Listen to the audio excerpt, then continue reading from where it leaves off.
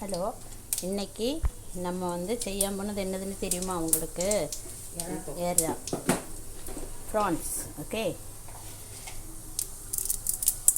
எண்ணெய் காய வச்சு அதில் சோம்பு போட்டோம். அப்புறமா என்ன போட்டோம்? சோம்பு, எண்ணெய், வெங்காயம், கருவேப்பிலை,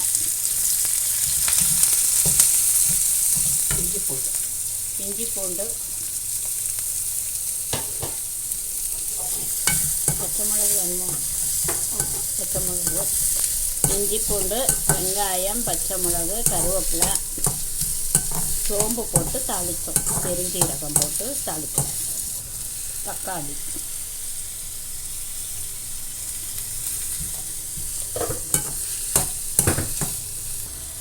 கூட்டுக்கறி இறா பார்த்தீங்களா?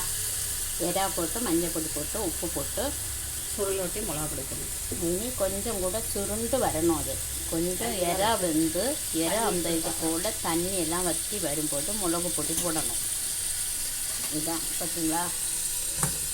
இது கேரளாவில் செம்மீன்னு சொல்லுவாங்க. அப்போ இங்கே வந்து சிங்கப்பூரில் பார்த்தீங்களா பெரிய பெரிய இறா. தக்காளியெல்லாம் பார்த்தீங்கன்னா ரெண்டு மூணு தக்காளி சேர்ந்தால் தான் இங்கெல்லாம் ஒரு தக்காளி.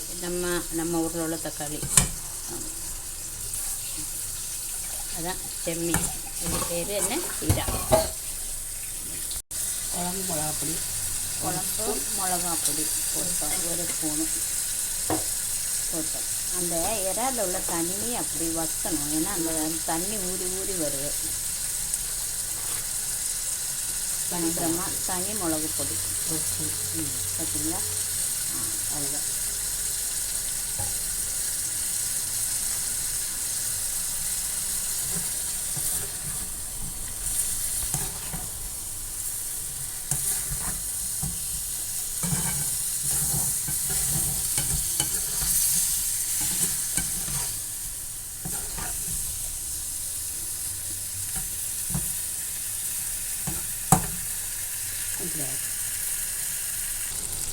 பார்த்தீங்களா?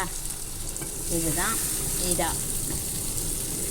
எப்படி பார்த்தீங்களா? இவ்வளோ அழகாக பார்த்தீங்களா? இன்னும் கொஞ்சம் தண்ணி இருக்குது. அந்த தண்ணி வற்றின உடனே இதை எடுத்துடலாம். பிடிச்சிருக்குதா உங்களுக்கு? இதே போல் எல்லோரும் உங்களோட வீட்டில் செஞ்சு ட்ரை பண்ணி பாருங்கள். நல்ல டேஸ்ட்டு. அப்புறமா பார்த்துட்டு இதுன்னு உங்களுடைய அபிப்பிராயங்களும் எங்களுக்கு கமெண்ட் பாக்ஸில். மல்லி இலை போட்டுட்டோம். மல்லி இலை போட்டு ரெடி ஆகிட்டு